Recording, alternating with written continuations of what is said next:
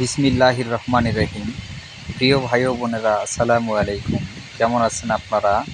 অবশ্যই আল্লাহর রহমতে আপনারা সবাই অনেক ভালো আছেন। ঢাকা থেকে এক বোন আজকে আমাকে ইমো নাম্বারে ফোন দিয়ে অনেক কান্নাকাটি করছে, অনেক রকমের কথাবার্তা বলছে যে গুরুজি, আমি একটা ছেলেকে অনেক ভালোবাসি, সেও আমাকে খুব ভালোবাসে, কিন্তু আমাদের দীর্ঘদিন যাবত সম্পর্ক ভালো ছিল, কিন্তু আমি তাকে বিবাহ করতে চাচ্ছি, কিন্তু সে এখন আমাকে বিবাহ করতে চাচ্ছে না এবং বিবাহের জন্য রাজি হচ্ছে না, এবং আমি তাকে বিবাহের জন্য রাজি করানোর জন্য কি করব, আপনি একটু আমাকে পরামর্শ দিন।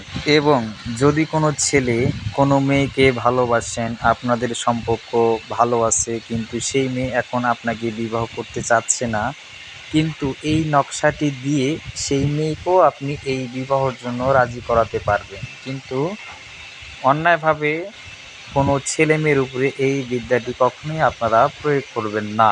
যে বোনদের এই ধরনের সমস্যা আছে, আমি আপনাদেরকে বলছি, কাজের নিয়ম হচ্ছে আপনি পাক পবিত্র হয়ে একটি নির্জন জায়গায় গিয়ে বসবেন। বসার পর একটি কলম আর একটি কাগজ হাতে নেবেন। নেওয়ার পর সুন্দরভাবে এই তাবিজটি লিখবেন। লেখার পর তাবিজের নিচে আপনার নাম এবং ওই ছেলের নাম লিখবেন। লেখার পর সুন্দরভাবে আপনি এই তাবিজটি ভাঁজ করে নেবেন। নেওয়ার পর পানির মধ্যে, এক গ্লাস পানির মধ্যে এই তাবিজটি ফেলে দেবেন।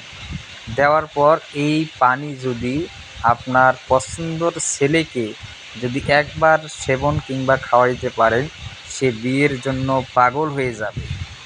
সে আপনাকে বিবাহ না করা পর্যন্ত তার মনের অস্থিরতা থামবে না, জ্বালা যন্ত্রণা কমবে না।